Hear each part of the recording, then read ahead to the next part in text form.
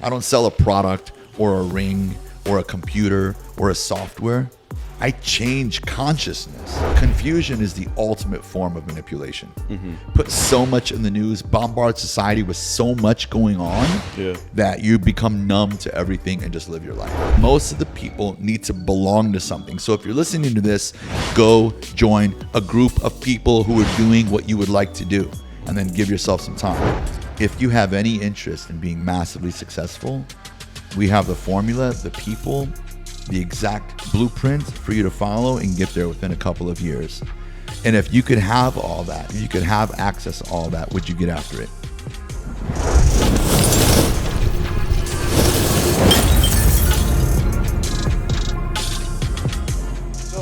Joe, really appreciate you for hopping on, man. Thank you, I buddy. think this is gonna be a blast. Obviously, we've done podcasts before, so this is not a first run between us, but these two are about to be it's gonna be enjoyable for you guys. Like, you buckle up, it's gonna be a ride. I'm just letting you know, dude. I can't wait. I'm gonna unleash the beast for you guys. Oh yeah, I'm excited. We're gonna leave here men today, boys, just to let you know. Oh, we're ready. Even the one with the long hair. Can I call you uncle? He's gonna end up bald after this one. So Yo. We're going straight to the barber, just shave it off. yeah, that's too funny. So Joe, you got 3 cameras. Okay. So when you're discussing two, I think you can. Ibrahim, which camera is his? That one? Okay, that one's yours.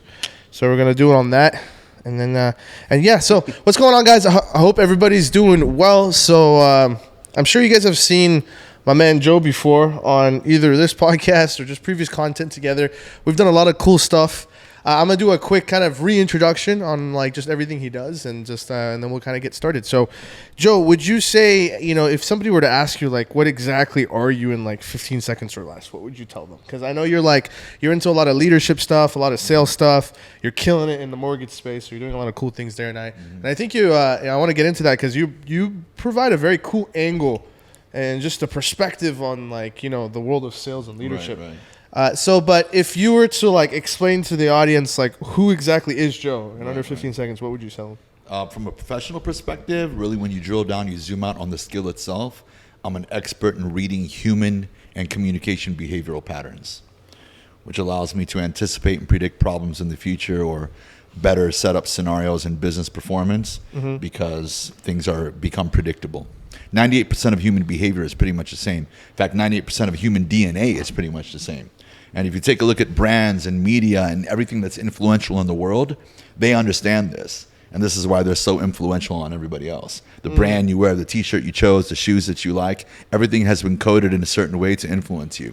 There's behavioral patterns that have become very easy to recognize for the experts, and that's what I'm an expert in. I love that. So speaking of behavioral patterns, my first question for you to kind of get this whole conversation kicked off is I'm a bit curious from your perspective, why do you feel like most people choose to live a mediocre life? Like, you talk a lot about like, oh, do this, do that. To be a leader, you must show up. To be a leader, you must, do the right things. And like for somebody who's like hustling and actually in the process, that's kind of like the basic stuff. It's like wake up and do the work. That's at the end of the day, that's really what it comes down to. Yet most people that I bet that listen to your stuff barely take action to it on it, right? And I come from a coaching world, and I saw that firsthand with like tons of companies where like you tell them, hey, this is exactly what you need to do to make money. Like just follow the steps, and they don't. So, like, from your perspective and your experience, like, why do you feel like most people just choose to just, like, do whatever and just half-ass everything they do? Yeah, everybody wants to blame people and say people are lazy or nobody works hard anymore. They're not go-getters. I think when you look back at history, if you go back hundreds and hundreds, maybe thousands of years, the world has always gone through areas and windows of awareness. People are waking up to things. They're rebelling against the empire. They're trying to take down the emperor, right? And so if you look at our modern society, everybody thinks that people are passive. It's not. It's as for us in the U.S., if you go back to, let's say, late 1800s, most families were entrepreneurs. They either did farming, people were metalsmith, they were a woodsmith, they were tailors, right? They had some type of expertise. Where like my father, at the age of 9 in Lebanon, he had to help run his father's business. So he's very acute to things. He's very understanding. He's very communicative. He's very storytelling. He's very, right? But our society, the way we know it now, our school systems, the way we raise kids, the way we indoctrinated parents to make them want to go to grade school, high school, college, was actually designed by the elites, the Rockefellers and other families and organizations involved with the French, the British, and other countries in our government to create a society where people would actually want to work for someone else. And that's where our schooling system comes from. That's where our college curriculums come from, unless you're going to a specialty school or you have parents that can afford or are aware of the situation. So by the time in the most valuable years of your life, when you're most programmable, you are trained that you only do things that other people tell you to do. You're graded by other people. You don't have to think for yourself. You don't choose your 6th grade curriculum. The school chooses it for you. You have geography. You have social studies. You have history. You have math. You see what I'm saying? And you go through these phases. In the most developmental years of your brain, you become dependent on other people to tell you what needs to be done. And then you're graded and scored by your progress by other people. So by the time people become adults, they're no longer thinking like a child. They're waiting for instructions from others. And if there's no system for accountability or no repercussions, like in school, where if you get an F, you don't get anything from your parents. Nobody rewards you. You're looked down upon. But if you get an A, you get $10 and you get rewarded. So you were trained not to think for yourself and not to be self-rewarding, but to wait for instructions and rewards from other people. That's why we have an extremely passive society. That's interesting because like I come from a homeschooling background. See? Yeah. That's why you're crazy. Oh yeah, I mean, like I've never. I agree with that. My mother says the crazy ones are the best ones. Did she say like that too? No, it's crazy because like I've never been like, to me, hearing it from your perspective, it makes complete sense. But kind of, I don't know the right word, but accidentally have never really experienced that side of life. Mm-hmm. And so to me, it has always been like oblivious. Yeah. It's like, oh, like, how do you make money? I don't know. Go figure it out on your own. Like, it's like that, What are your guys' thoughts on all of this, though? It's funny. It's really, really interesting. It was kind of a something that I had to realize within myself pretty recently, because I've always been like, I feel like I've always had like, vision of like creating. I've always been innovative in a sense, mm-hmm. but for like the most of like the last 10 years of my life, it's been school, college, job. Right. And finally, my last job, I really started to realize how miserable I was, just like, from being somebody else's slave, mm-hmm. right? And it got to a point where I convinced myself, I was like, I think from 10 years of working experience under companies, I now have enough tools within my utility belt to go out and do my own thing, right? And then alhamdulillah, when the last job got let go, I kind of ended up in this space where in my head I'm just like, I don't know what to do. Like I know I want to do things, but I don't know what the first step is, mm-hmm. right? And so I find myself, finding it difficult to like get things done. Right. And then it was a reality that hit me that was like, the last 10 years where I thought I was learning things so I can take them and go do my own thing. Right. All of those years, all I actually learned was how to take instruction. There you go. See, you mentioned something very, very important to the audience or to us in the room. Mm-hmm. And it's that you were going job, and you paid attention to a feeling that you had, which was, I'm not happy with this. What that means to me, and some people don't know how to recognize this. Learning how to recognizing it is a whole other thing, a skill that you have to understand, and it's not difficult. When you're feeling that way, and my beliefs and my experience and sharing with other leaders and people who have come through those same filters and broke through, is that your mind, your soul, basically the way God created you is something inside of you is trying to tell you that you are nowhere near tapping into your potential. Mm-hmm. You were not created to be this limited. And people are passive to that. So they pick up vices or excuses or bad habits or anger, right? And they look for other ways to do it. They're shutting off their intuitions. Their intuitions. Sure, but intuition is usually regarded in ways that lack self-awareness. Okay, like it's used generically in society. Like, oh, I could tell that person was a bad person, or I could tell that girl was going to be drama, or I knew that guy was going to rip you off. It's usually outward about someone else. It's rarely inward about you. People are passive about themselves and critical about everyone else. So you recognize it, I recognize it. Most of the people that have to break through those barriers recognize it. Even our parents come from a generation where they were taught, in order to be a good parent, here's the pattern that you need, here's the stages of life that you need to take your kid through. And they didn't realize that what they were taught was the indoctrination of the industrial world. Right? Go to school, become a this, which is great for a lot of people. And if it is, if you know it's right for you, you love your job, you love your industry, you love being a manager here, that's fine. But if what you're doing isn't making you happy or you feel unfulfilled, then that means you need to recognize that and tap out. I got a question, bro. Yeah. I got a question. My question is, when does your average person give up their independence to someone else? When does the average person give up their independence to someone else? In their life, you mean? Correct. Okay. Because we're all talking about going to school and just eventually we're little kids and we're programmed into being essentially a slave to someone else. You begin giving up your independence before you're aware of it as a baby, because you're captured by the norms of your environment, whether it be family, socioeconomics, your friends in school, so on and so forth. Yeah. So we're all able to think, but are we really thinking independently? There's a study that shows that 99% of your decisions aren't actually yours. They're influenced by something around you. So if that's the case, is it really a question of gaining back your independence, or is it understanding the society you live in and then re-surrounding yourself into a new group that actually aspires for the things that you want to accomplish in life? So if you know that there's going to be a lack of true independence in your life, at least associate yourself with the dependency in the right environment.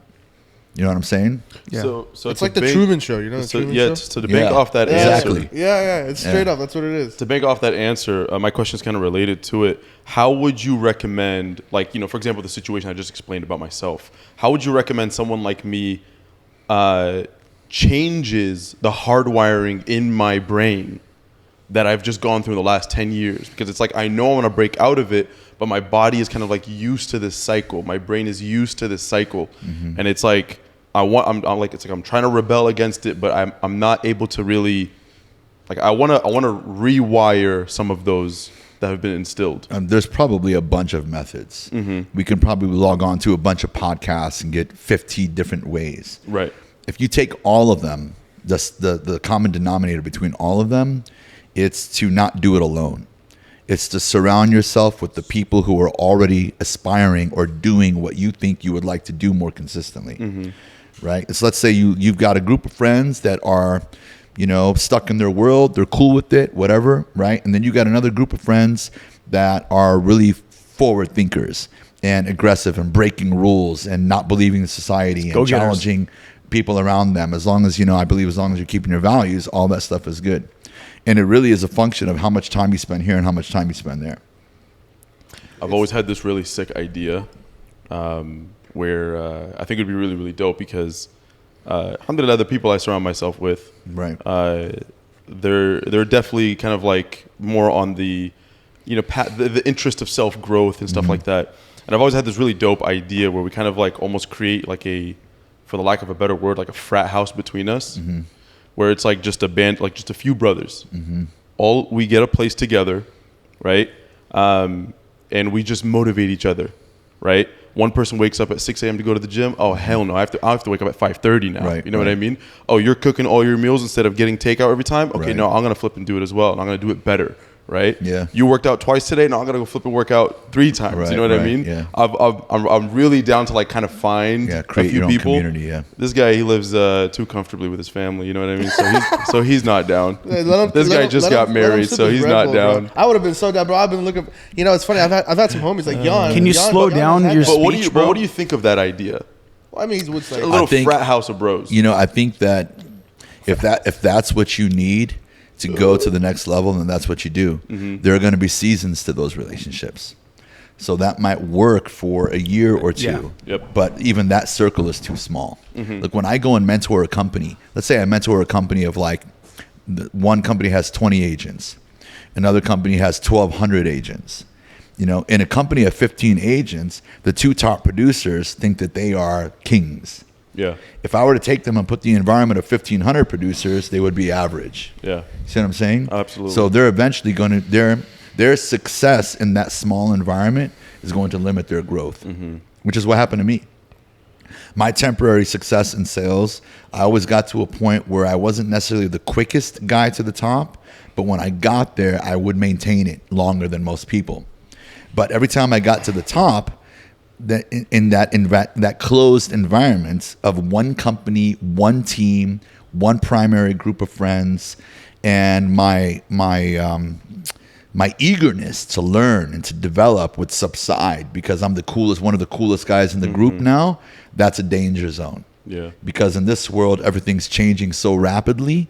The world's not going to stop evolving or innovating. And now we have exponential growth. Like I call it the change economy, not the new economy anymore, because it's constantly changing. So you'll be successful in that group for a year or two, but in the scope of things across the world or in your industry or in the economy, now you're behind. You have to figure out how to break from that Right. plateau. You wanna? So, yeah. You wanna hear a crazy fact? Did you do you watch Alex Ramosi at all here? Of course, all yeah. the time. Did you see the Gordon Ramsay interview he did? I'm not sure if I saw that one. So he did an interview with Gordon Ramsay, and Gordon Ramsay was talking about it's crazy because in his company they do about 300 million a year. So he's like in his company we've noticed that things like about a decade ago that used to take 5 to 10 years to evolve is now evolving within 5 to 10 weeks. Yep, exactly. Right, and then I was just like, whoa! Like when I heard that, I was like, what? Did he give an example? Well, like just because they were talking about like technological advancements and things that they're trying to do to stay ahead in the marketplace and how quickly he's innovating and changing and making sure like he's on top of everything.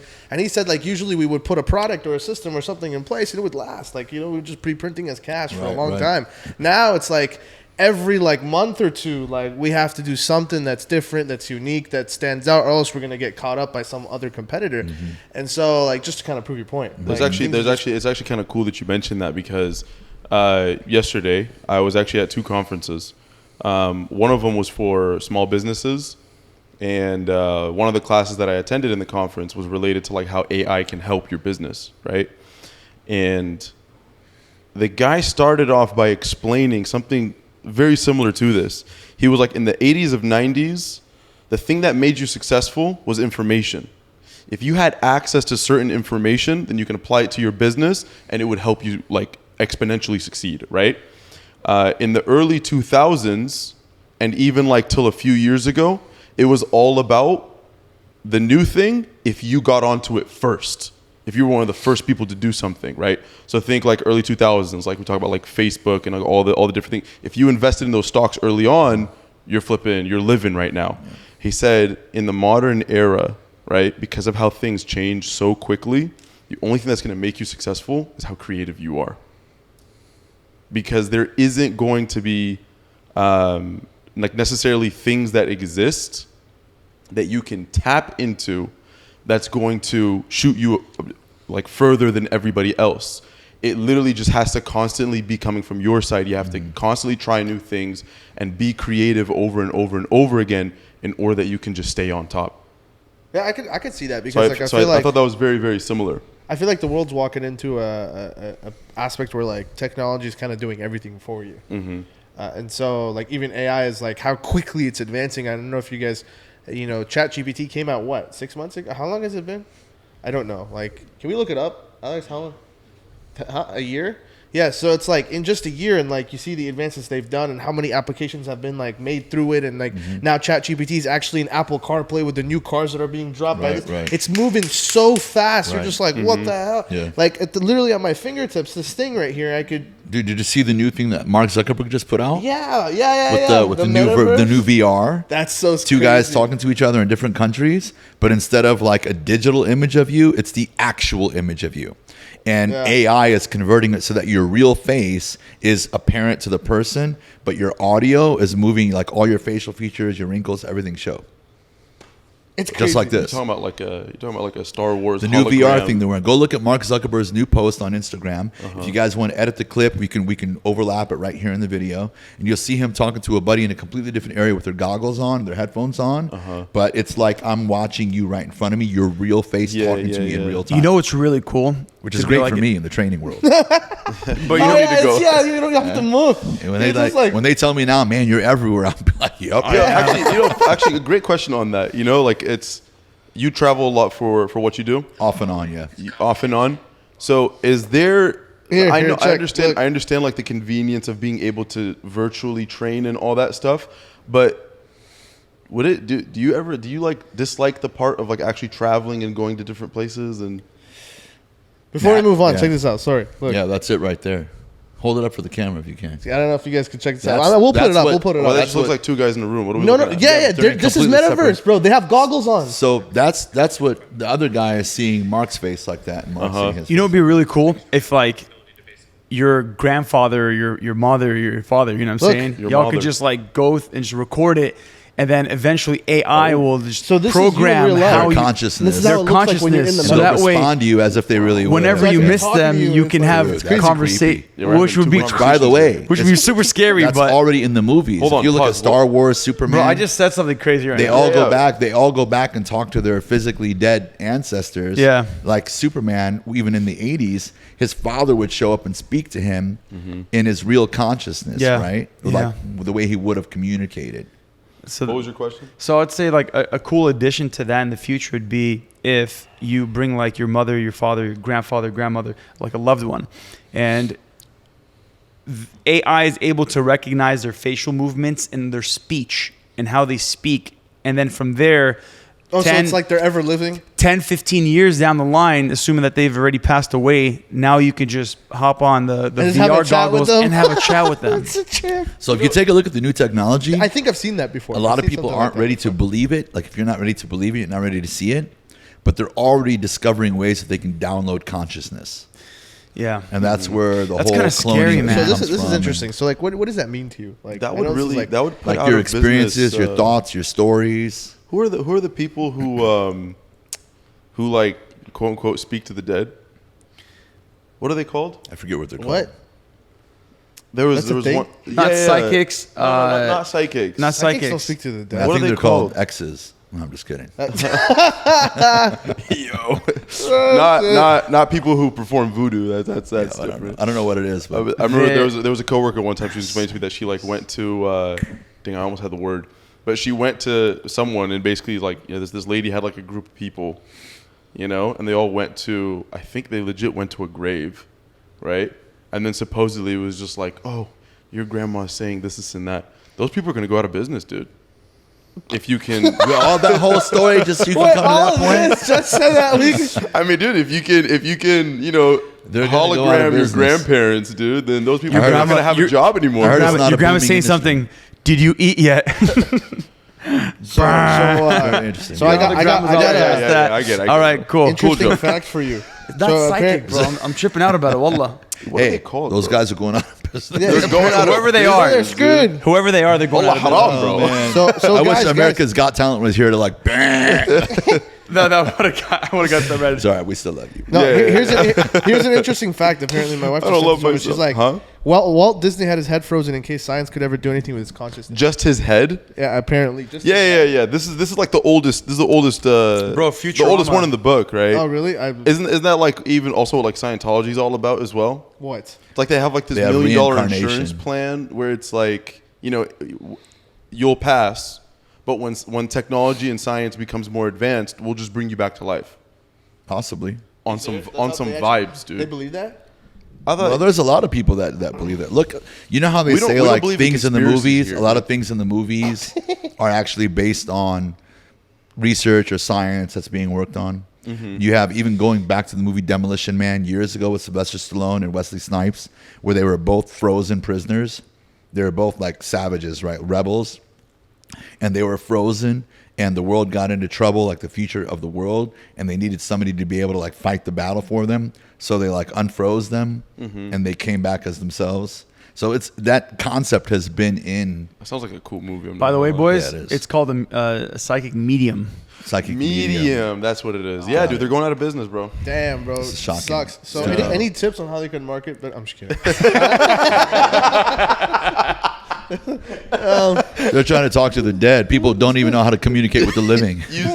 You show up to speak with a medium, and they got like the new Meta Quest goggles on. Oh man, that's how it works. Huh? So Joe, I think I don't know if you'd agree with me on this, but I was always taught that like to go back to your question of like how do you change your like hard wiring. I think it's from what I've seen, it starts with just a level of awareness or of like what's internally going on with Yeah, you. you have to recognize that there's something wrong. That's just Yeah, I mean, you have that's to, similar. like- That's similar to like any form of change that you need to do, right? No, if you because, don't like- recognize you're out of shape, you're never gonna start getting in shape. Well, I know, but I feel like a lot of people don't have that because, like, I have like literally like cousins who like love them to death, but like they like finished school, they finished everything, and they're just doing nothing. And then I'm like, why don't you go do something? They're like, oh, I don't know what to do, man. I'm just lost. Like, and I've actually been told before, like, that's so sad to see. I used to always like be told what to do, and things were just kind of handed to me. So like, it goes back to the roots of what we were talking about earlier. Yeah, you were not allowed to expand your mind in a self-thinking, innovative way. During your most developmental years, you instead always took instruction from other people. Even our parents, as loving as they are, unintentionally, stop running, stop doing that, don't try that. Try telling your Middle Eastern parents during a recession that you're going to start a coaching business. Forget it. Coaching? What is coaching? Right. What do you mean? Get like a job. like right? sports? They want well for you. That's not the environment we grew up in. Now, here's one of the best solutions. Again, the idea that us thinking that the masses of people watching this are just going to wake up one day self-aware as a self-starter, that's it, I'm going to get it on their own and maintain that consistently, is unrealistic. I tell my, listen, this is harsh, but this is what I say in my modern leadership program when I'm coaching sales-based companies. They're like, we want people who do this. Why don't people come in? I don't get it. Why are they not on time? Why don't they want to make money? I'm like, you're still relying on willpower. I'm past that. I have no business dependency on anybody's willpower. I need to create a culture, an environment, and systems that they have to belong to. This is also why religion does so well. This is why MLMs do so well. This is why group fitness does so well. Because for you to wake up on your own at 6 a.m. and get motivated, go in there and do squats and lunges and grow your glutes and your pecs and your mind and start your day right, ain't happening on your own. I believe, I call it the 2% rule. Less than 2% of modern society is probably going to have whatever blend of self-awareness and influences and thinking and genetics and experiences in their life to just begin and go through those motions on their own. Mm-hmm. Luckily, I'm in somehow, I caught myself in part of that 2%, but most of the people need to belong to something. So if you're listening to this and you're not that self-starter and you want to do that, but you're starting to give up on yourself because you've tried it so many times and you failed yourself by not being consistent or not following through with it, go join a group of people who are doing what you would like to do, and then give yourself some time. That, I think, is the best solution. I think groups are great because like right, it gets you. Malik, are you into that stuff or? So I actually wanted to say it, man. So like it's called masterminds and stuff like that. Yeah. Right. Yeah. So I'm really into that stuff because specifically, American culture would always. I know you guys were trying to be a little perverted with that. Yeah, not at all. You just gave me a weird look when I said that, man. I'm actually trying to say a point. America's so, like, we're such an individualistic culture, right? Where you have to be your John Wayne, you have to be by yourself. There's some sort of pride of saying, I did this by myself. But in reality, as humans throughout history, we've never done stuff only by ourselves. Right.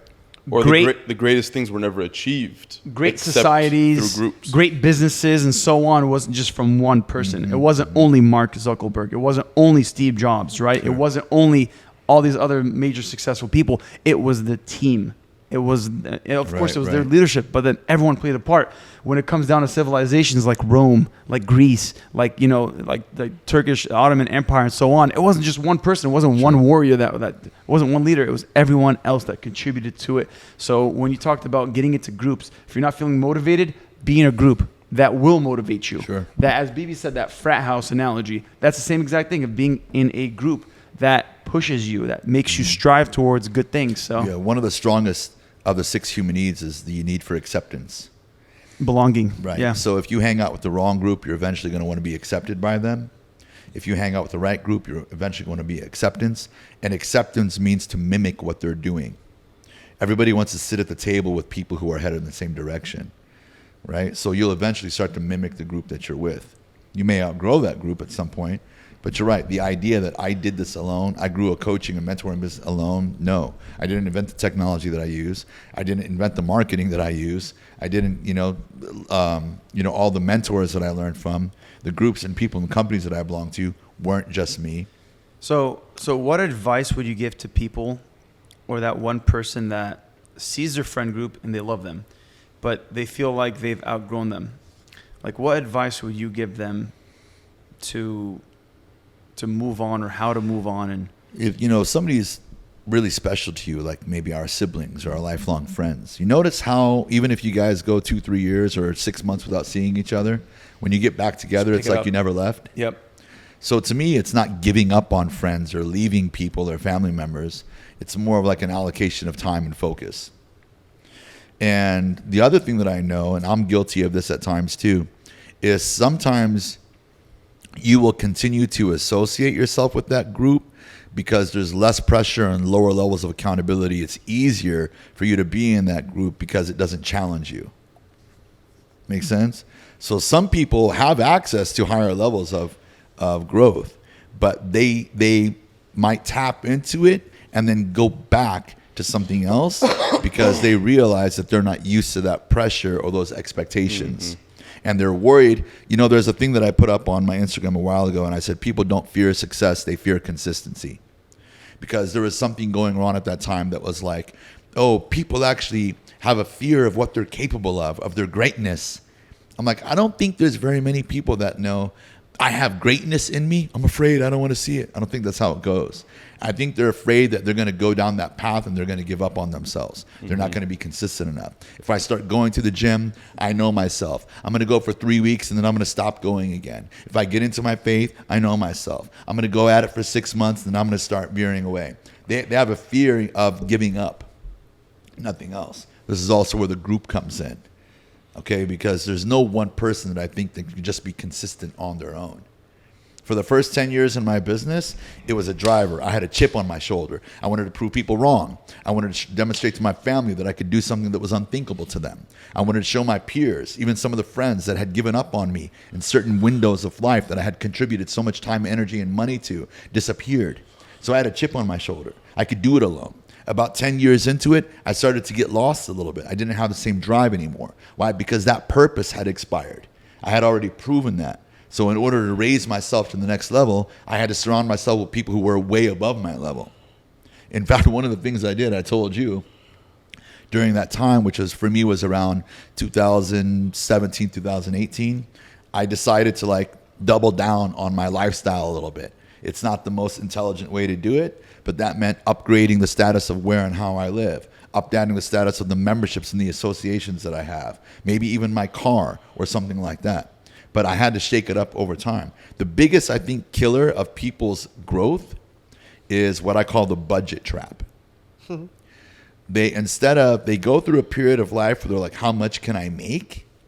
And then if they stay in an income range for too long, they start to, instead of making decisions on how can I make more money, they start to make decisions on how can I live within my means. Where should I live? What kind of food should I eat? How much can I afford for a car payment? How often can I afford to take a vacation based on my income?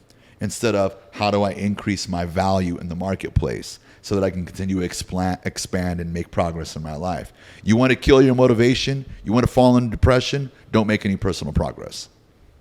You know what I'm saying? You know, a lot of people fall short. And I actually used to get like so many arguments with people about that exact topic. Yeah. It's like what's the aspect of budgeting versus what you spend on your life? Because what you just said there, you know, people will disagree with you that are just watching, like, oh, up your life. Well, what are you doing? That's irresponsible. Easy for you to say. Yeah. You made the money. You have the money, and plus, you're being irresponsible. You're doing. We didn't mention the part about living in a car and bouncing around from couch to couch. No, yeah, you've told me some crazy stories. So, what I know. 2020 hit, COVID came, and a huge market shift happened. Are you seeing things go back to normal, or like, are you noticing that like companies have just accepted the evolution of how things are? Like, what do you feel like the marketplace is at right now? There's no more normal. There's only change.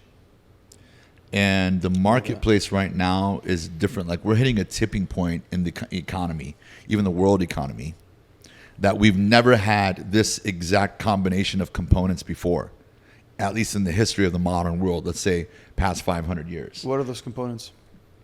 Those components are, let's start with the small and go to the big. What's happening in the financial sector? What's happening in the debt sector? Fact of coming out of COVID, we released about 30 to 35% of our money supply within 3 years. So people started living an overly abundant, fictitious financial life. which has gotten a lot of families and individuals and entrepreneurs in trouble now. They went a little too aggressive because money was too available. We usually go through an economic cycle every 6 to 8 years. We went 14 years without an economic recession, which means during that time, you know, the Tony Robbins and everybody else, tough times make strong people make easy times, easy time. Well, the easy time lasted twice as long as it was supposed to. That's why we have a bunch of pansies right now in business and in life, overly sensitive people to everything, whether it's sensitive about their work ethic, sensitive about the number of hours they work, sensitive about their gender, about everything, right?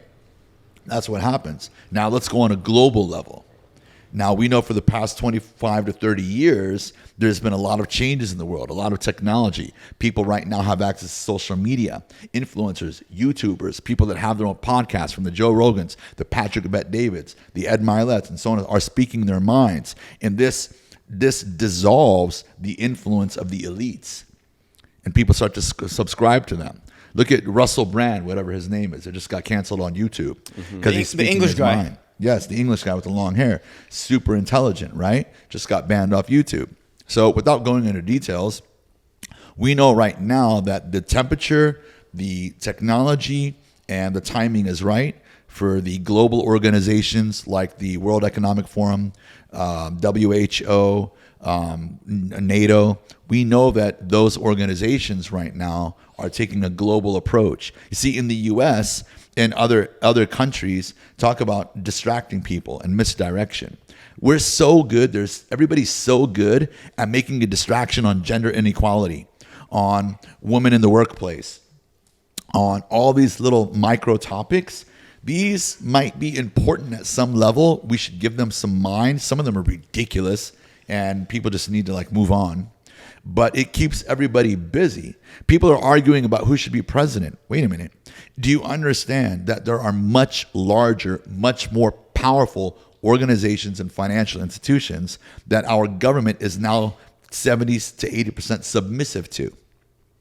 And that the global agenda, they want to ruin our country. They're ruining Europe. They're ruining the Middle East. They're ruining the U.S., right? And it's the president. It's this. Guys, be careful. Some of these faces are talking heads at the end of their career. They don't care what they have to say. They've either been threatened or offered tons of money or both. And they have to carry through with the agenda. So what's happening right now is a global transformation. And what's interesting is it's also written in our faith that it's going to happen. Yeah. Yeah. The one world order, Right? basically. Yeah. Uh-huh. This is actually when the FYI, this is gonna be crazy, but you know the Dajjal, this is technically why he comes out after this happens. Yeah. The one-eyed, the fake Messiah. The fake Messiah, the fake God. Yeah, the in, fake in all God. of our faiths. That's interesting. Does he come out He comes out. So there's a lot of theories. There's a lot of theories. One of the theories. Are you ready for this? This is crazy, and I heard this from a scholar straight up. create some new He theories said as well. he said that the way the Dajjal is able to access everyone's conscious mind is through tech, like technology, and if you October 4th, baby. and if you and this release is, the this, frequency. and if you look back, I heard this about years ago. I don't know if I told you this offline, but the guy who invented satellites, and I actually want to look this up again because the last time I saw this was about literally 3 to 4 years ago. I remember watching this; it was crazy. The guy who invented satellites, his group members reported that in a dream they saw a character named Dajjal come up to them to explain the blueprints of the satellite. Hey, this is what you got to do. This is how you do it. And through that is how they built the satellite. And so there's a theory that the Dajjal will come and he'll have access to all of us through the tech that we created ourselves. So the AI, all that stuff, he uses that against us, right? And so, but all of this that he's talking about has to come to life first before that occurs. I've heard one of the concepts is that this is not an individual, but it will be displayed through an organizational body of some type, right? Type of thing. And if you look into The Dajjal. look on a logical level, I can justify what quote unquote elites are doing. I can justify it. On a faith level, you can't, because it starts to make godly type decisions. Right. It's hella But unethical. on a logical, I can see how it is. Why? Because people make these decisions in their companies and in their lives all the time. We got too many people in the company. We need to offload a bunch. Things are this is not productive. This is too harmful to the environment. We need to downsize. Global population. Most of the people we hire aren't worth much anyway. They're not good for society. So we need to cut them. How do we cut them? We use the pharmaceutical industry. We use weather, temperature control. We use technology. We use psychological warfare through social media platforms, through propaganda. We turn people against each other, let them kill each other, let them argue. Let's destroy the mind and the soul as much as we can so that people become blind to the power that we actually have. So, Joe, what you're basically saying is there's an active war going on against basically humanity as a whole every single I day. think it's always been there. We know that through history and through our faith. But right now, the tools are much more powerful.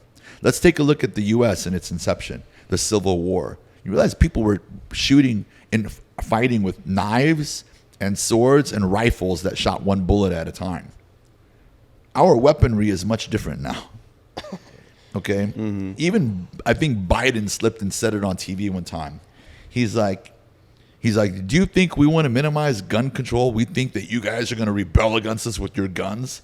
He's like, we have jets. Okay? Like, we have nuclear shit. Like, you're going to submit. We have technology. We have entire countries infiltrating each other through technology. You guys got drones. I was People gonna. you even have to be there. I was gonna say, there's a couple things that I saw recently about how, like, there is certain technology. I think like up in flipping like Sweden or something, or Switzerland, where they have the ability to trigger earthquakes in any part of the world. They have the ability to trigger a hurricane. I think it's the North Pole. Oh yeah, isn't that there's like a And storms. Yeah, isn't there a name for that? I think Climate change? the storm one is called, what is the one where it's not just cloud seeding, but it's something to where they can release things into the atmosphere to change the temperature of how storms are created. Or Yeah, it's something called like HARP. that. HARP. HARP? There you Hard? go. What is it? Hard, right? Is that how you pronounce Something it? like that. HARP with a P, I think. Oh yeah, it's High Frequency Active Auroral Research Program. Sure. Wow. I mean, Whatever this the hell that technology has probably been around for a while. It's just been tested. So look, it becomes very confusing to everybody. What do I believe? What is natural? What is unnatural? What's real? What's not? Yeah, confusion is the ultimate form of manipulation. Put so much in the news, bombard society with so much going on that you become numb to everything and just live your life. No, See, it makes sense because if you give them so many forks in the road and they're sitting there and they're like, I don't know where to Right. go, they could easily just come and be like, oh, no, you need to go this way. Right. And then all of a sudden you're just like, oh, okay, cool, that sounds about right. And Yeah, then absolutely, yeah. just lost. So Joe, I got a question for you on this because like I think right now the world is at a point where any cautious, aware human being will have a lot of questions. Like, why is this happening? What do I do? How do I get myself out of it? And not to turn this into a religious aspect, but I'm curious your play on this because I feel like this is where God comes into play heavy because it's like you either choose to be on their side or I feel like you choose to be on the good side, which is like what God wants us to be. Because how do you fight this war against like these nuclear weapons, against these big powers, against like can you actually do anything I about was it? gonna say, That's a should loaded you- question, but I should think you what it- even fight it? Should you even try to fight it? I think the simplest form of it is to be a disciple. One by one. You have influence on the people you have access to. And those masses grow. And if you take a look at it, most of the things happening in the world, let's call it triggers for division, are keeping us from doing that. White against black, Arabs against the rest, Christian against Muslim, this tribe against that tribe. You see what I'm saying? It's like, because what happens if somehow influential leaders, which now remember because of technology, like the Joe Rogans of the world that actually have these beliefs and value systems through technology, can now start to can fight that war if they want. Because with the masses, you have power. But if you keep the masses running around and distracted and talking about presidential candidates in healthcare and this drug and this law that just passed in California, gun control, shootings in schools, reality TV shows, what's the new Kylie cosmetic thing coming out? Kanye West is showing his ass every day, right? You just keep them going. Yeah, That last is the part, war. You gotta keep on. That is the big war that's going on. The word on attention, huh? It's massive distraction and confusion. Yeah. Yeah. So, I mean, personally, I've never been. I know you talked about like you don't even believe the word conspiracy exists. I've never been a big fan of the idea of conspiracy theories, only because I really hate this runaround that leads to no base. Sure. You know what I mean? Like, let's dive down this rabbit hole, and you just keep diving and diving and diving. You never really understand. You never really know the truth. Sure. And the truth is what you believe or what somebody convinces you. So I've never been a big fan of it. And what I'm really, really against as well is the conspiracy theorists who have taken so much effort to learn about these conspiracies and dive deep into these rabbit holes, because I almost see it as though they then use it as a justification for their personal failures. Right. And so kind of like similar to this question where it's like, all this is going on in the world and I just don't understand. I don't know what to do. It's not in my power. So I'm just not going to try anymore. Yeah, so I'm just going to fail at everything. There's an extremist in every belief system, in everything. There's extremists in religion. There's extremists in business. There's extremists in government. To me, I'm not saying that. To me, the word conspiracy theory really comes down to, can you back it up by evidence or not? Show me. If you're going to make massive claims, you better have the emails, the documentation, some kind of consistent pattern of science, experts, something. And so if you're going to research something, go after that, not some publication that somebody put on Google yesterday, right? Yeah, but sometimes evidences that may lead to a certain truth could either be fabricated or could be completely coincidental. Let me ask you this. The Middle East has always been in turmoil in some way. Would you agree that the picture that the leaders paint is different than what's really going on? Yeah. Why do they do that? Yeah, Why don't they just get on TV and say, here's what's going on behind closed doors. We got some money from this country. We owe them favors. We have to shut our mouth for 2 years. Why don't they tell you the truth? Why don't they just tell you like it is? Image, Why are we reputation. short on gas? It's 2023. Why does our electricity go off at midnight? It's 2023. How come every country in the world has an ecosystem and we don't? Why? What is the corruption going on? But they will come on TV and say what? We're working with these people. We love our country. We love our people. We are still for you. Why do they do that? Because you don't want a riot to storm from your people. Because there's something that you have to hide. Yeah. That you don't believe society can handle or that you've done wrong. You see what I'm saying? So when you talk about conspiracy theories, to me, it's quite natural. Let me give you an example. We do it all the time. We do favors that are unfair in society. Take me to a restaurant that has a line of 100 people. What am I going to do with the manager right away? Tip him a 20. I'm going to tip him right away. I'm going to be like, hey, I don't want to be rude. You know, can we make this happen? I'll make sure you guys get taken care of. Because I understand their industry. They work hard, and that's how it goes. Now, if I do that 4 or 5 times, I show up at that restaurant, what's going to start to happen? You're going to get like front of the line all the time. I'm going to get favoritism. You with me? How did I make that happen? Consistency. Yeah, and if you want that favoritism to continue in hundreds of millions or billions of dollars, and you shut me down and you kick me out of your restaurant, you're not going to get that extra several $1,000s a year now. So imagine governments and leaders doing this in power for 20 to 30 years, which is people in Congress, people in Senate. Middle East, we have people that stay in power, their families for 20, 30, 50, 100 years. You see how many favors have been done at the door? Yeah. And now you've got massive power. You've got money and you've got weaponry. Those two things were advantages, they were favors, then become threats. It's not difficult to understand why we have this. It's just at a magnitude now where it's disrupting. No, so my everything. thing, the reason why I kind of like connected those 2 points is because it's not necessarily, I don't like how people chase their entire lives for the answers of these conspiracy theories. I know there's a lot of shady stuff that happens. But I want you to realize again, you are spending time on something that's happening with 2% of less than 1% of the people. Just they're the loudest. Yeah. 99% of the people are not following and going after this. I What see. they're doing is they're working, they're trying to raise families, they're trying to pay their rent, they're trying to work, they're trying to get a better job, they're trying to put some money in their savings account, they're hoping to buy a home one day. And a lot of these policies and these systemic policies that are coming through globalization and government or whatnot are making it more and more difficult. It's becoming, I'm a capitalist, which to me what that means is you work fair for what you keep. What you have in your life and what you've created is a product of your ability to work, to learn, to adapt, to build relationships, and to maintain reputation. Okay? And you eat as much as you want. God gave us abundance. When something starts to disrupt my natural ability to do so, now it's a problem. Now it's a problem. And if the people who are in charge of maintaining that reasonable level of fairness are now drastically tipping it to where it's unfair or becoming impossible, now it's a problem.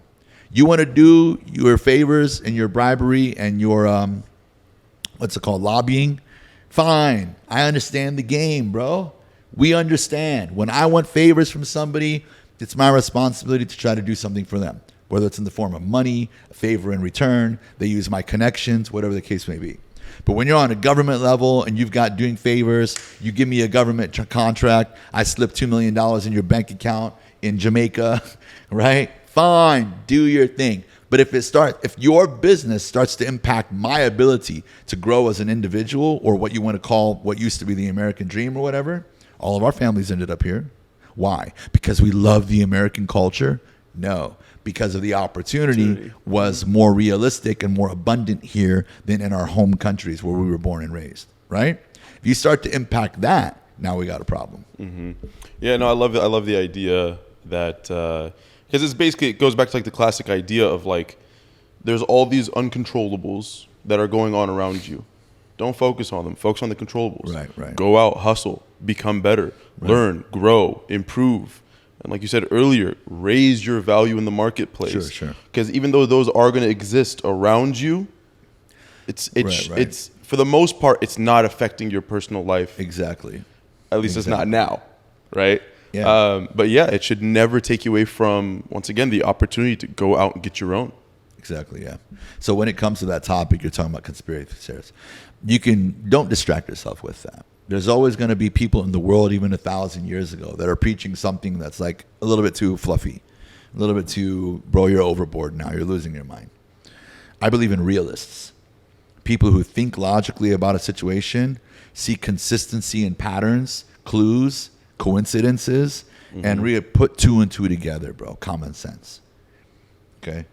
And when I see these patterns, if they interrupt that part of life or business, now it's like collectively people should do something about it. Yeah. Otherwise, you need to utilize whatever tools you have, get into society, learn from others, and build some of the things in the networks and communities that we're talking about.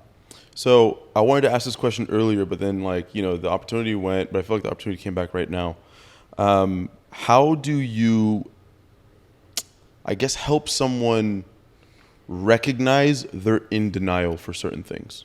Wow. How do you recognize you're in denial? How do you help someone else recognize they're in denial? Because you're saying like you believe in people being realists, right? Mm-hmm. Recognizing what's in front of them, what's actually going on, and then... It depends what modality of their life they're talking about. You're talking about their personal habits? You're talking about their view of the world? You're talking about their view of faith? It depends on what topic. So I like that. But I guess I wanted to bring it up earlier because we were talking specifically about people in your close circle who are comfortable where they're at. Mm-hmm. They're not necessarily interested in breaking out of that shell and trying new things and risking, and you know what I mean? Yeah. So let's talk in that aspect. Growth, financially, whatever the case is. So, when I'm teaching sales and leadership, and I've studied so many different forms of influence, mm-hmm. I'm no longer into convincing people. So if I were to tell you what is the highest form of influence right now, is questions. What questions am I asking the person? Let's get into what you said. If you're trying to convince somebody that there's more to life, there's more to this, I would start with a question. If you had access to anything you want, or you could make a change overnight, do you even want to create some level of greatness or go to the next level? And if they can't give me an answer to that within like 3 seconds, like, yes, absolutely I would, then I'm not even going to continue. Uh-huh. Who am I going to invest my time in? Yeah, they have to know immediately. Like if I were to ask Adam, we were sitting at dinner one time, first time we met, when he wanted to start his business. And I was like, so, or do you want to start your own business? He's like, yes, I do. You know He what I sounds mean? like It that was too. It's overwhelming, crazy. right? And then like eyes recognize eyes. I'm like, that's it. This dude's going to do it. But if I have to convince you even off that first question, then for whatever reason, we're not all created the same way. That's not important to you. You don't see happiness in that virtue. When I'm coaching sales teams, I tell them, look, I know I'm going to come in here and talking about having a $40,000 a month and everyone's going to nod their head. Yeah, me. I'm like, I don't believe half of you. Most of you are not money motivated. You're progress motivated. You're comfort motivated. Some of you are nodding your head and you know all you want is $7,000 a month to live your life, play golf on the weekends, and go on vacation once in a while.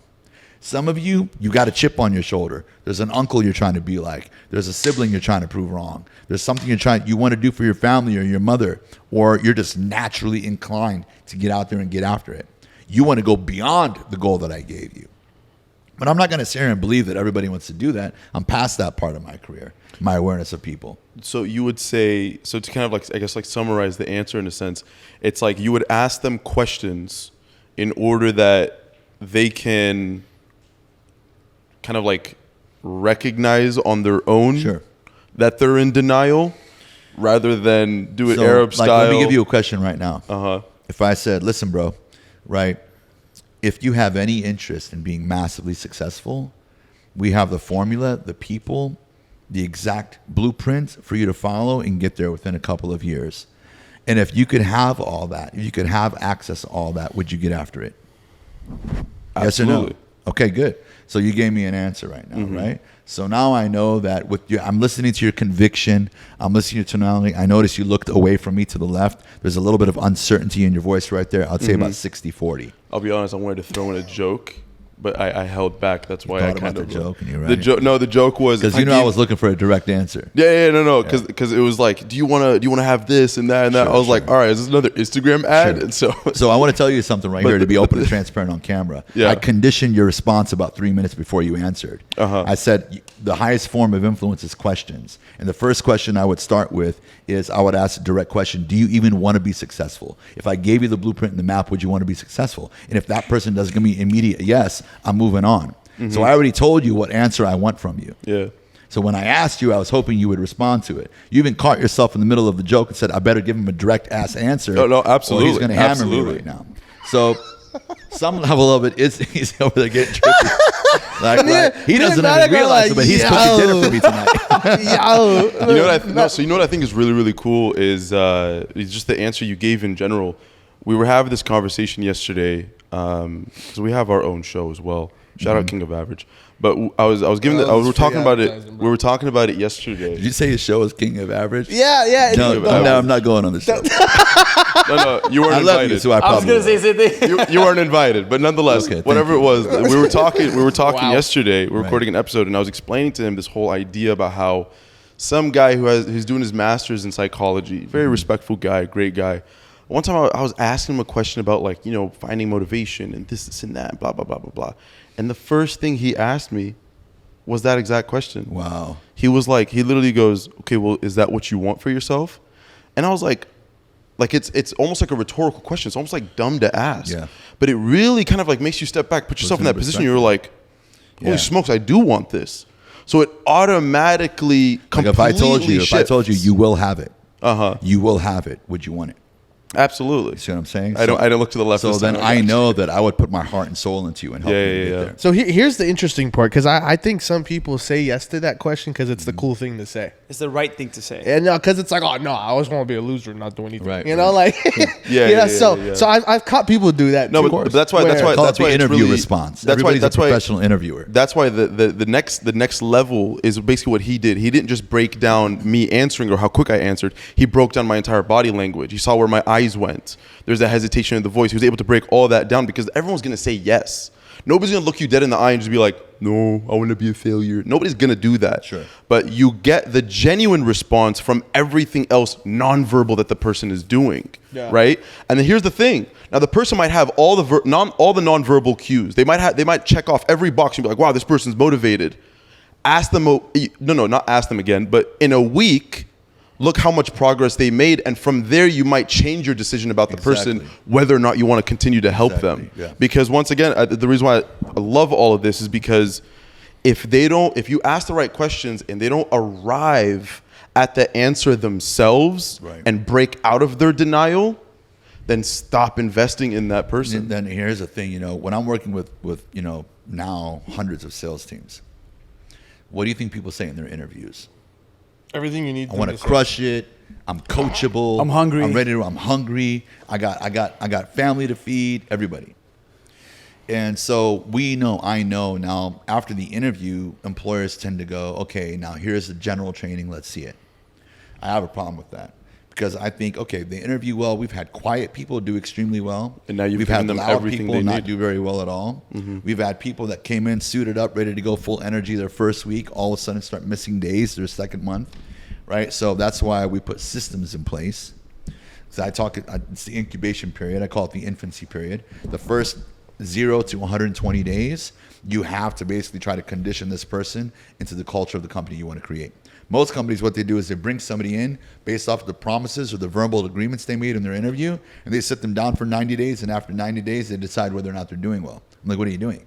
But this guy already had 20 years experience. I don't care. From the outside world, this is a new culture. So we try to recondition, of course, in a healthy way to help them grow up front. So if they don't make it past that first phase for like 90 to 120 days in some industry, depending on the complexity of the industry, we know within 30 to 60 days, then we know that to have that conversation and let them know what I call a performance evaluation period. They know from the beginning, just like I conditioned our conversation earlier, they know from the beginning what their expectations are the first 4 weeks, the second 4 weeks, and the third 4 weeks. And if they can hit those habits, most of them are not production focused, they're habit focused. Can I get you to maintain these habits for 3 to 4 months? Because if you can do the habits, then I know that I can invest more time in you. You may not be a top producer, but you at least are willing to do the things that create success on a daily basis. That's actually very cool also for goal setting.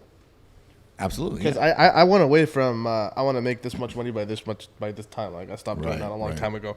Like, and a lot of it is coming down to that. Like I was even just telling you offline. Like, I'm just focusing on doing the consistent things that I need to do every single day. Because I know that'll eventually get me somewhere. I'm curious, Joe. I've been asking this question recently because I'm going through it myself, and I want to ask you this question. So the moment when you had the shift of you needed to prove something, you've proven something, and now you need to grow. I know you said, you got to go hang out with people that are way more successful than you. What about, here's the thing.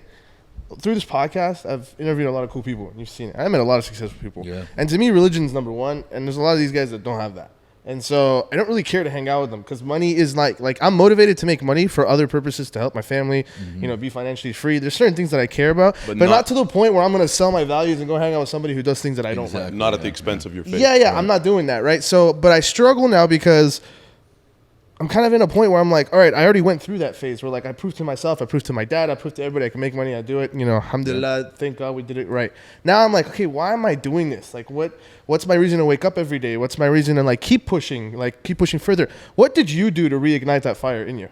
So I found out that whatever loneliness or stagnancy I was feeling was because I was conditioned that at that age, I should be married with a family, with kids, blah, blah, blah, which I also would love to have that life. I was raised in that life, right? It's super important to me. I think that brings massive purpose. Like one of the reasons we're even created, right, is through love and through passing down our values and so forth. But that's not something I could solve overnight. And I didn't want to act out of desperation and just choose the wrong person, or you know what I'm saying? So I decided, my mother mentioned something passively to me because, in our families, the first question you get from all your relatives is when. Ala balak, you know what I mean, right? Balak. Right. So shut up. I started to think about, and this is not one conversation. This is probably the progression of like years building up of self-awareness, recognizing God-given talents are actually given to you to share with other people, and have impact. And I realized, holy crap, I've done something that nobody in my family or probably my entire lineage has done. I've impacted the lives of thousands and thousands and thousands of people. I don't sell a product or a ring or a computer or a software. I change consciousness. And whether that lasts for somebody for 3 years or a lifetime, like now I have hundreds of people that reach out to me 9 years later, 10 years, dude, I'm still going. I still remember. Some people probably it withered away. But I'm like, wow, I'm going to shift my focus back to impact. And I should be happy to have that. Yeah. So what I thought was should have been my life at the time, I realized God is probably saying, look, I know these things are important to me and I know that they're important to you, but don't you see that I've already been showing you your gift? You're already doing it and you're still searching for the answer? Follow through, trust my timing, not yours, and do the best you can. Now, during those years, that doesn't mean I'm living a perfect life because I live in a very dynamic society, right? Where I have business people, entrepreneurs, salespeople, and so forth. And so I do make exceptions sometimes. Sometimes they're amazing and sometimes I need to bounce back. But the escalation of purpose for me came from realizing that the answers were already given to me, but I was again becoming submissive to the way that I was conditioned. Like, what do you end up doing when eventually you kind of like catch yourself getting into like a dark place? When you're like, you're en route and then For me, the first place was denial because financially and career-wise, I was doing fine. So in my head, like, that's a form of success. Years before that, I never even believed in things like depression or loneliness and stuff. I'm like, what are you talking about? Depression? What is this depression? Right? What is it? What are you talking about? Like Andrew Tate talks about that too, right? I don't believe in depression. It's like, it's a feeling. Learn to conquer your feelings. So that started to happen. It was a feeling of you're a hypocrite. Why? Why are you feeling this? How could you a guy who used to sleep in his car and came from an immigrant family that raised 4 children, paycheck to paycheck through hard work, what the fuck do you have to be depressed about, bro? Right? Like, you literally wake up in a high-rise condo in Orance County, California. You drive one of the most expensive cars in the world, even though that's not the most important thing to you. You eat well every day. You go to the gym all the time. Like, what are you Are you starting to become a victim of the environment around you? Are you starting to subject yourself to the rules of normalities of what, your family or your friends said should be at your age? Don't you realize every once in a while God makes a unique individual that has a much higher purpose than the typical person? Could it be you? I love the way he talks to himself, man. Kind of lit. There's a lot of self-love there. I love how there was like, that was such an epic moment and then you just laugh. No, it's just giggles. Me and Joe talk about this stuff offline all the time. Me and this guy are about to start benching, We've literally bro. Like, we're started about to start doing conversations at 4 o'clock, and then we're like, damn, it's 10 p.m. Should we order food? Yeah, we talk about this literally every single time we hang out. I love this. It's so your whole thing. It's interesting because I'm realizing this too, where it's like the self is limited. Like, limited in the context of literally you don't have enough information to grow on your own. But also, like, if all your goals are self-indulged, like, I want this because I want more money, because I want to buy a jet, I want to do this, it's empty. Like, it's like, there's no... It gets old. There's no... Yeah, it gets good old. Temporarily. It feels good initially, but... To kind of, like, bank off of your question a moment ago, the last question you asked, how would you recommend... So based off of his question... it's obvious that, like, okay, even though we want to achieve certain things, certain worldly things, right? Whether it's this much money, this nice house, whatever, this car, yada, yada, right? But you realize all that's empty, and what you really want to leave this life with is a legacy. How would you suggest someone goes and finds what their legacy that they're supposed to leave behind is? I don't want to, I love the question, but even to like deflect back on you on that, what is a legacy? And like, is a legacy even real? Like, cause like, do you remember your great grandfather's legacy? This is what Hormozy talks about. Yeah. He's like, in 200 years, nobody's going to remember me anyway. I'm just going to spend all my money and have fun. I'll be honest, I don't even know my great grandfather's name, but I mean, that's what I'm saying. So like, what is a legacy? He's still out getting milk. I'm his legacy.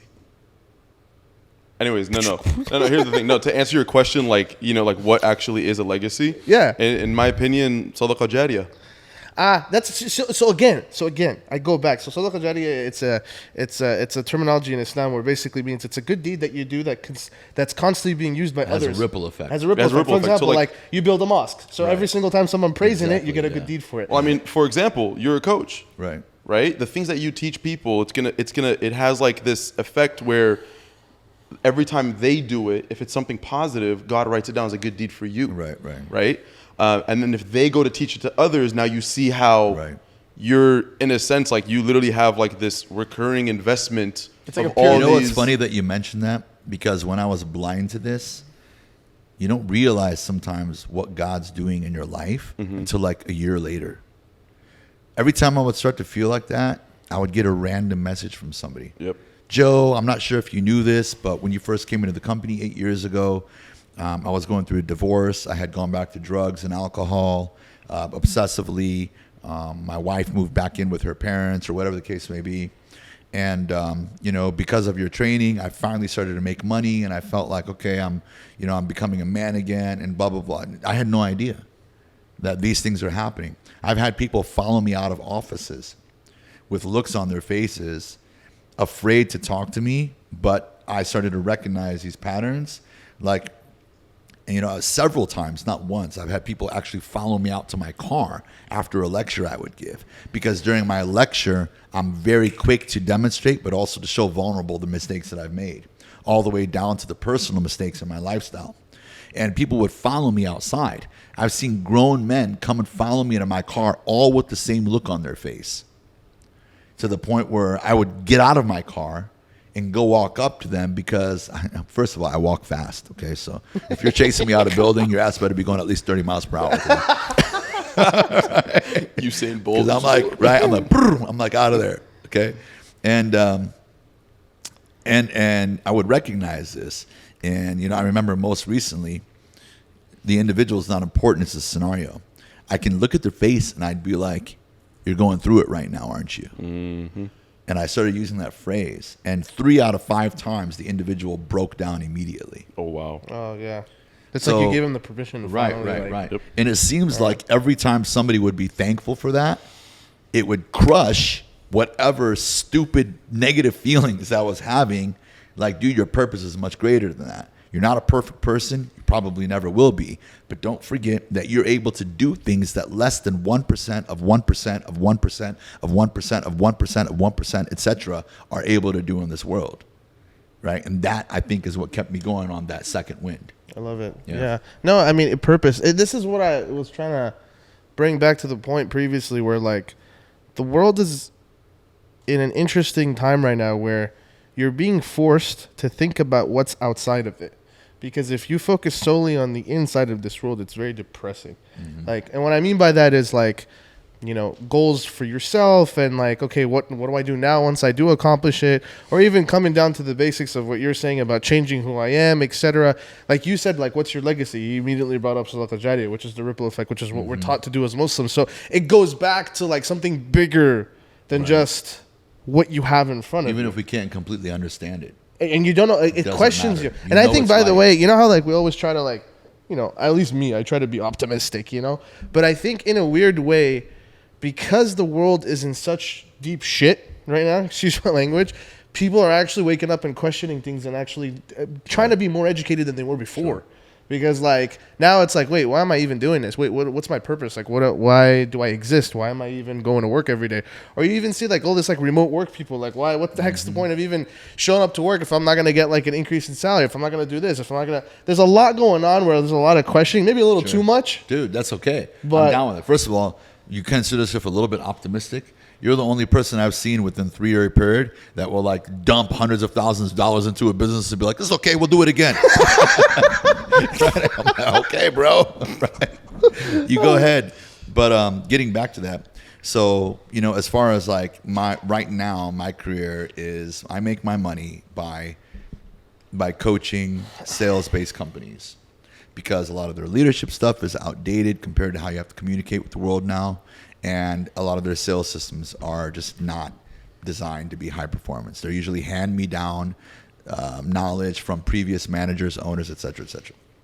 But in the bigger game of things, The most critical skill that I'm learning right now is how to have impact on audience, how to get people to think deeply, very quickly about decisions they need to make or things they're being lied to about. Where is that going to lead? What organization will I be aligned with? What purpose will that serve? So is God preparing me? 20 years of communication expertise and mastery for something that's much bigger that I don't understand is needed yet. And by the way, I think the answer to anybody that And asks no, I'm that, not running for president. Don't worry Yeah, about yeah, it. no. But I think anybody that honestly, genuinely asks that question, like, you know, they internalize it for themselves. Like, Sure. am I really doing everything I'm meant to be? Always, the answer is always going to be no. Because I heard this, like, it's beautiful saying that said, if God said mission complete, you'd be dead, True. straight up, right? Yeah. And so the fact. Yeah, well, I mean that's what it is. man, Like Job's not done. You know, so that now, if you're an atheist, you don't believe in God, it's a different story. But you know, if we believe God is all perfect, we should believe that like the time we die is the perfect time for us to die, and no second before or after would be good. You know, it was just like that is when that's it, you're done. So if you wake up in the morning, then yeah, you still got things you need to do, right? Things you need to accomplish. Yeah. And stop trying to figure it out perfectly every day. You know what I actually don't like is when people who have made it to a massive level of success are like, you need to be clear about your why. And I'm like, you do realize that 99% of the people can't sit down with a notepad and be crystal clear about their purpose. And when you're telling them it's that easy, you're ignoring that you went through some 17-year or 7-year evolution to become clear. Some of it was by accident, bro. You didn't sit down at 19 years old, I'm clear. I changed my degree, like my focus, like 4 times. And so there's a lot of surface level bad inspiration out there. 100%. Becoming clear, I'm 17 years into coaching and 25 years into sales and leadership. I'm still not crystal clear on exactly what my ultimate purpose is. It's an evolutionary process for me. And that's unfair to the person, because if I listen to a podcast, I'm sitting down, I'm like, I get that advice. Right. I'll have a pen and paper, and I'm trying to write down things clearly, and I'm like, why can't I think clearly? Let me give you a better perspective. Write down what's most important to you over the next year. Just start with that. Yep. I had to sit down and redo it again because I got distracted by a million things in the economy, a bunch of changes, finances, interest rates, blah, blah, blah. I had to sit down. Okay, what are my priorities? Like, where was I ultimately headed? And what is most important to me over the next year or two? Let me work on that. And then during that journey, it'll become conscious to me on, okay, now I know what's next. Yeah. I think it's also fair to accept that it's constantly changing. Right. You know It's what? constantly If changing. somebody sits down and there are people out there who are crystal clear. I want to be the best basketball player ever in the world. I knew at 14. Good for you. But that's not the way the masses work. People just need to think about where they're at right now, ask questions like you asked earlier. I was going job to job to job. I didn't feel fulfilled. We talked about changing your environment, becoming self-aware. It doesn't mean quit your job right away. I'm not going to give you Gary V one-liners. I'm going to say keep your job and start networking, watching videos, even little things. Like I'm the guy who used to wake up when I would start my business. The way I would get motivated is to like listen to like Biggie or Usher in the bathroom. Then over time, I started to realize I need massive influences in my life that I don't have time or the money at the time to introduce myself to. So it became 40 minutes of YouTube in the morning while I'm getting ready. If you go into my car, I don't listen to music until the weekends because I'm always absorbing or having conversations about things that are focused on growth or business or whatever the case may be. Sometimes a little too much. You ever listen to a little too much information? Yeah, and you're like, what did Right? I learn this week? But I now realize that like those critical components of what I'm feeding my brain 80 to 90% of the time is my circle of influence. It is my mastermind without money. It is my study. And I tell my clients right now, I'm like, you guys think all I do is show up and run my mouth and teach you guys things. I'm like, you don't realize that I'm studying 10 times more, 20 times more than you on a weekly basis, which is why I can walk into any industry and take your customer from A to Z the first week. You guys have been practicing for 3 years. I can do it better than you the first week. Why? Because I practice more than I play. Most people play in life more than they practice. So if you're going to make that transition from a place right now where you're not tapping into your full capabilities and you want to reach a higher level in life, you've got to maintain form so you can pay your bills. But instead of all that downtime, like everybody says, Netflix and this and that, and music in your car and blah, blah, blah, blah, blah, figure out what circle you want to belong to, what intrigues you, what you're interested in, what you think both makes money and something that you might be interested in or you're naturally talented at. And then spend some time exposing yourself to that and learning about it and networking in that range. So that way when you're ready to make the jump, you have the relationships, some knowledge, and some expertise to take with you. Make sense? Absolutely. Yes, sir. Where do I sign up? Yeah. Click on the link, baby. Yeah. No, Just kidding. Just I love how you keep it real all the time. Like it's like he's like very like you're very good at like, oh yeah, that makes sense. Like I get it. Like you meet the person and where they're at. Today I was at the Friday sermon. Really cool topic. He was talking about intentions, and he was talking about how a man could do all these good deeds and end up going to, not to give too much context, but end up, living a bad life or an afterlife where he goes to hell because of his intentions. Where like somebody, like for example, we believe as Muslims, the first three people to enter hell are actually Muslim, but people who like a scholar who was always constantly, out there preaching, somebody who, used to have like a really good voice and used to use it to try to like get people in, and then the giver, somebody who gave a lot of money. And they say that the reason for that is because their intentions weren't to really do good, it was to just look good, right? And so coming back to tie it to your point, I think for like the way I started to look at it was, as long as I have the intention in my heart to do big things in life, then that's also that should really matter. Like, because I used to sit down and write all these goals. I want to do this. I want to do this. I want to do that. And I'm not going to lie. Like, my goals, if I look at my goals when I was like 15, 16, thankfully I've probably accomplished most of them, which is kind of cool, right? But it's like, you're like, okay, cool. Like, what now? What's next? I think for me, and this is just like, maybe whoever's listening can take it or whatever, but it's just having the intention to do what you want to do and just keeping that very broad and just working at it every single year.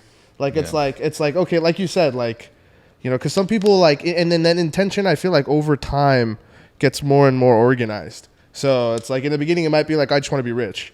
And then it's like a year or 2 years in, you're like, oh, I want to do it because I want to help my family. I want to do this. I want to build communities. I want to do X, Y, Z. Your why changes. Yeah. Your why, your intention, whatever it is. I think if you just focus solely on that and then you just build off of that. The one thing that you're 100% on point, but I'm going to, again, throw some realistic perspective. You could be making progress in every area of your life and be like, what's next? What do I want next? The number one thing you need to anticipate if you're going to start thinking like that is, and what challenges or what unexpected interruption is going to happen. Is it going to be something in health? Is it going to be something in family? Is it going to be something in the economy? Something in the world? Because I was on that path of what's next. It changes. And I prayed a prayer one time. And now I'm kind of like, I probably shouldn't have prayed that prayer. And I said, God, and this is when I realized that like I'm not always going to recognize the signs. And I said, God, if you need to tell me something, don't tap on my shoulder. I don't do taps. You need to clobber me. Like, bah! You know what I mean? I feel like if God has a sense of humor, he'd be like, oh, okay, let's do this, right? Because right when you have that momentum, I'm not wishing this upon everybody, but there will be challenges that you never anticipated were going to happen. Oh, for sure. Yeah. So sometimes you might go through that 6 month, 1 year, 2 year period of a complete challenge. And I think I don't know if I can call it advice. I don't like to give advice on things that I don't consider myself a reasonable expert or some level of mastery on, but I will share my thoughts. My advice is, getting back to your topic, nothing is bigger than God.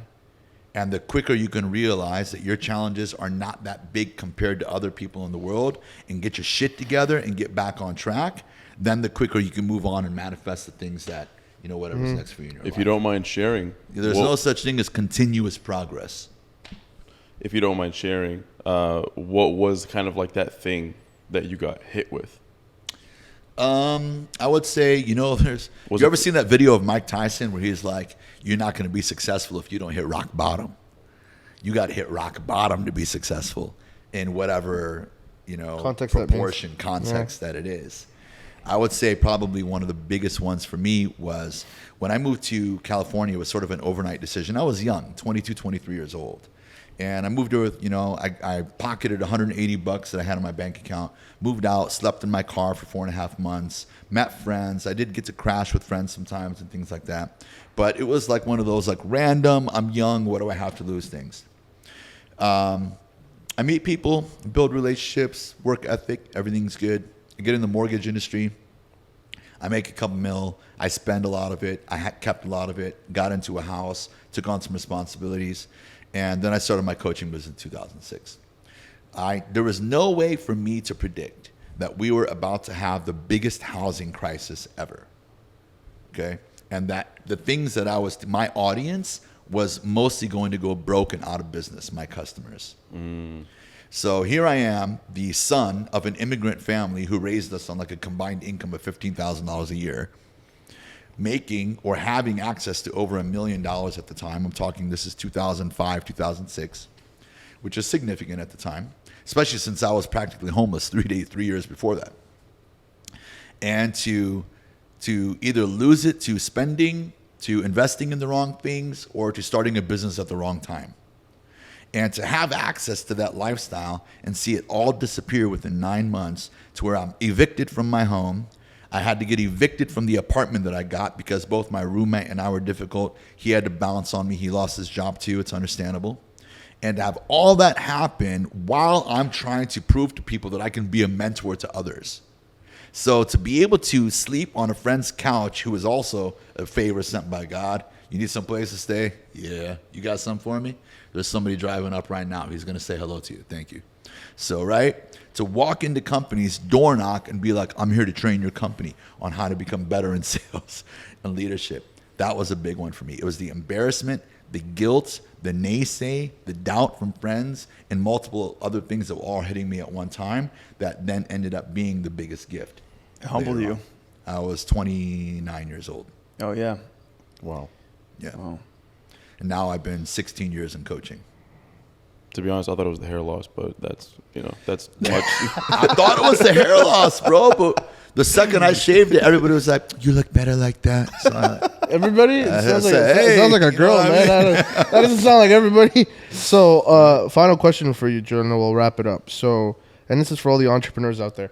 What do you think, from your perspective, because you work with a lot of CEOs, right? Mm-hmm. So what do you think entrepreneurs or executives need to look out for in the coming 3 to 5 years to really kind of set themselves up from competition and kind of boost their career forward so that they can get out of this economic downturn that's been going on? There's obviously the popular topics of pay attention to technology, make sure you're ahead of the game, make sure that your service, your product is going to be relevant, in the foreseeable future. If not, try to adapt it or do some value adds in order to make sure it's relevant for the economy and for people to use. But I would say the one that I'm most focused on is remove yourself from this way of thinking that you're going to find amazing talent and put yourself in a more intercultural understanding that I'm looking for quality character. And it's my job as an organization to develop people's skills and talents. We develop from within. We're not expecting perfection from anyone. Like I tell my clients, if you know any great people, refer them to us. I'm like, you know how often I get that request? I'm like, here's the thing. When it comes to skills and disciplines, and if you want to scale a company, you're probably going to have to look for 6s and 7s, sometimes 4s and 5s, as long as they can show up. And you've got to build your company around becoming a developmental center for people. Mentorship. Develop your people. I think this is also why big organizations like AT&T, Facebook, Google no longer require a college degree. They have their internal learning programs that are mandatory that you have to go through. Are you with me? Mm-hmm. Right? So if I were to say a CEO right now, I would say create an environment where people grow. And you'll attract some of the most powerful people in potential. I love that. I used to work for Enterprise, Rent-A-Car. They're good. And they do a lot of that. They're awesome. Because if we need a manager, we don't hire an outside manager. Right. We hire from within. Right. So that means that the people who are like the lowest of low, basically, they're able to grow themselves to eventually fit in those positions. Yep. So if I'm starting from here and I'm looking up, that's very achievable. So that gives me a reason as an employee to stick around because I'm like, I can get there. Yep. So we have 2 companies right now where we're searching, interviewing. I'm like, look, here's the reality. Usually people who are that valuable to an organization are very well kept by the organization they're at. Yep. And I said, why don't instead you guys get into my modern leadership program where we pick people who have already voiced that they would like to be in leadership. It's something that they're looking forward to. And we think that they show potential for it with some characteristics. And then we put them through a 90-day mentorship program where they have to go through these learning exercises and they have to do one-on-ones with me and they have to blah, blah, blah, blah, blah, right? And then if they pass it, we graduate them and they become a team lead. So that way everybody in the organization sees that graduation process, and that way we don't have to hunt and pray that the person we found is the right person. It inspires growth within the organization. Similar to what Adam asked me, if you were a CEO, what would you tell them to focus on? I would say create your own world inside of your company and don't depend on other companies, other organizations, or anyone in society to develop people for you.